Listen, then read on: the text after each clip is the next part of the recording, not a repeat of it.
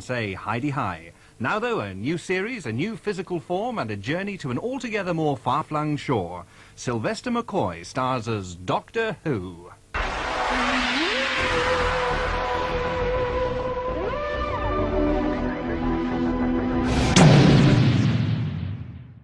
Michael Grade, who was the controller of BBC One back in the 1980s, absolutely hated Doctor Who and how he felt the show had become.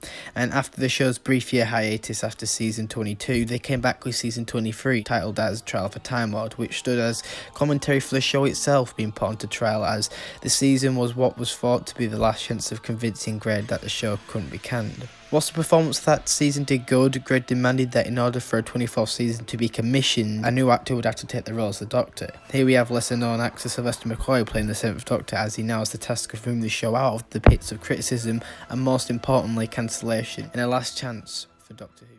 Sixth Doctor's regeneration is incredibly silly, with it essentially being Sylvester being put in a blonde curly wig to resemble Colin Baker's hair, although the new title sequence looks good for its time, and the introduction to the McCoy soundtracks, brilliantly composed by Kev McCullough, is just brilliant, and it just kind of brings insight to this final chapter of the classic series and what it's trying to do. The quick awakening of the 7th Doctor, who is very quick to continue where he left off, was good, and I think it was written in to present this new Doctor to the public as quick as possible, especially to Michael Grade, who absolutely despised the previous incarnation. The brutality shown, especially later on in the J&T era, is still present here, as we see San's brutal death as she is trapped in one of the Rani's force bubbles that ends up colliding with a cliffside and exploding. The Rani dressing like Mel to trick the Doctor due to his post-regeneration amnesia to get him to assist with her plans was great. The Letarians do have a very campy design, with the terror traps looking quite good also. Seven's debut in this story is just a little weak, as he spends half the serial with the usual questioning this new identity gimmick that I think every Doctor goes through in their first story, though I do feel like it speaks more with perhaps what the show is trying to tell the public with what kind of Doctor do they want. Mel's constant screams really did annoy me, and did unfortunately make me feel like her character was a back to basics companion, whether deliberate or not. Following being informed of her death, that being San, and her unfortunate death on the cliffside, as she then realises of this terrible captivity that the Letarians are in thanks to the Rani and the terror traps, was quite a chilling scene, all thanks to the McCullough score as well. Seven and Mel coming face to face with each other, both unknowing to each other's identity thanks to regeneration and the Rani's mind game. It was an interesting watch to see how astonished Mel was because of the regeneration. Seven being tricked by the Rani with a false hologram of Mel was very out of character for this incarnation, especially as later he becomes a former trickster and to be always one step ahead of his enemies, so it was very interesting to see that here.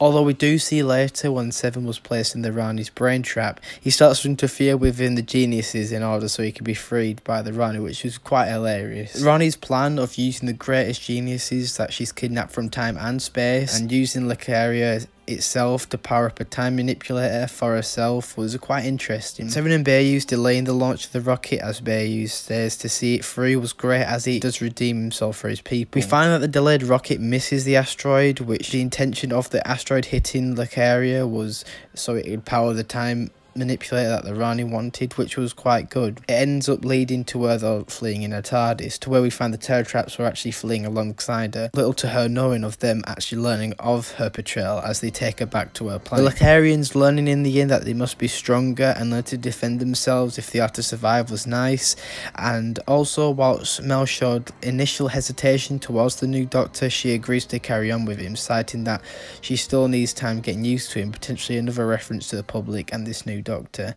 Initially, in part 1, I was kind of meh on the story due to me not liking the style and tone of how it would go in, but as the story went on, I began to realise its importance and perhaps commentary on how an establishment sticks and heavily relies on their absurd and at times quite stupid rules, regardless of the circumstances.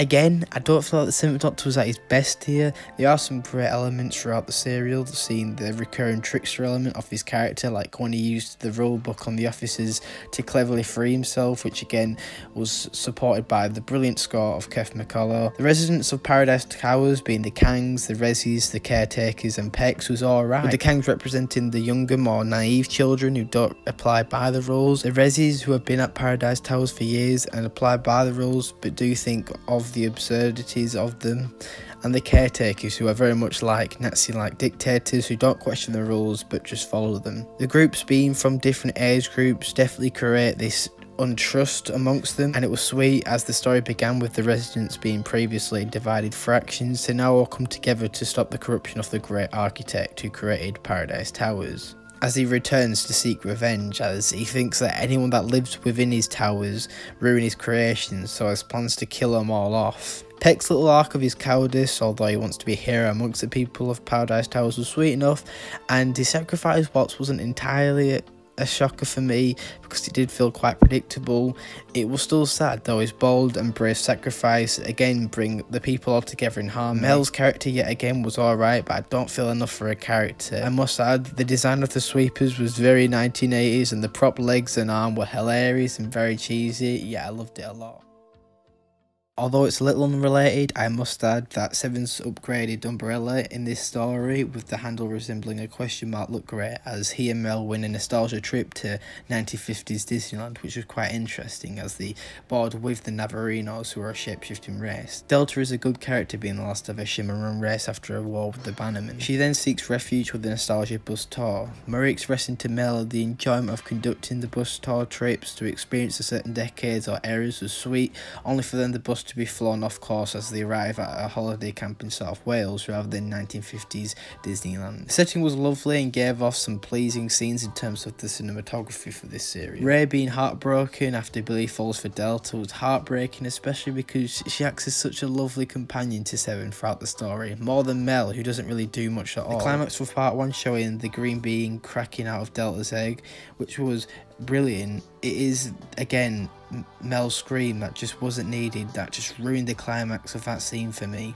We do find that the green being that cracked from Delta's egg is a baby girl, who is also the only surviving Shimmeron, being a young princess that Delta wants to keep safe from Gavarok and his Bannermen. We also see throughout the serial the gradual growth of the princess, presenting the quick growth of a Shimmeron.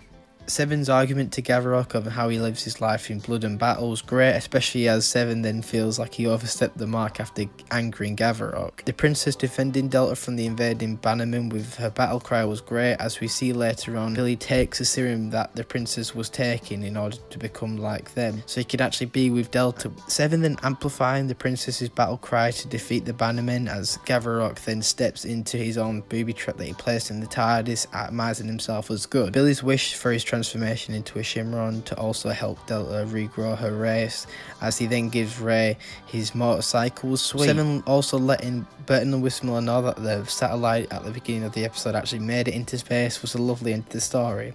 I do think though that if the story had the 4-part serial format, then it'd flesh out the plot a little more and make us feel more for Delta, and maybe even Gavarok and the Bannermen and their reasonings behind their feud. Mel and the Doctor reunite with Glitz, who was last seen last season in Trial of a Timelord, who has been caught conning and gambling in Iceworld and is risked the repossession of his spacecraft if he doesn't pay the money back, which was hilarious. Though behind closed doors, they seem to be more bothered about a treasure map that he has in his possession. The debut of Ace as she befriends Mel and the Doctor, calling him Professor after talking about treasure protected by a dragon. Ace's character is brilliantly introduced here with a love to explore, though she is defensive amongst other people throughout this story.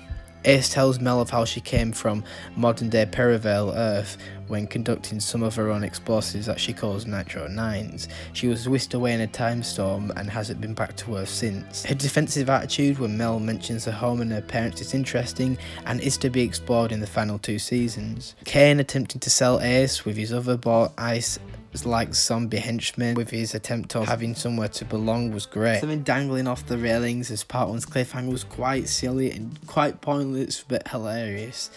Ace and Mel come across what was claimed to be the dragon, but actually we find later to be a biomechanoid, which was quite interesting. We do find throughout the story that Kane's henchmen, like Balaj, have been enslaved to him for years, as Balaj actually wishes to be freed from his captivity, but Lars could definitely imply what Ace could have been like if she took the coin, which was definitely some interesting thought. The creature befriending Seven, Ace, Mel and Glitz was sweet, as it leads the four to a control room, which explains the backstory of Kane from a criminal gang from the planet of Promanio. And Kane was actually exiled to Servatos, residing on the dark side of the planet, which is Ice World, as the ice helped preserve him for as long as it did. Seven realises that Kane is after the power source that resides within the mind of the creature, seeing that as escape from his exile. Kane then holds Ace hostage for the dragon's treasure, which was quite tense, as it's revealed that the creature was actually Kane's jailer, with the key to his freedom being deliberately embedded within the creature. Seven then shows Kane that Promanum was destroyed, preventing Kane any chance of revenge on the planet.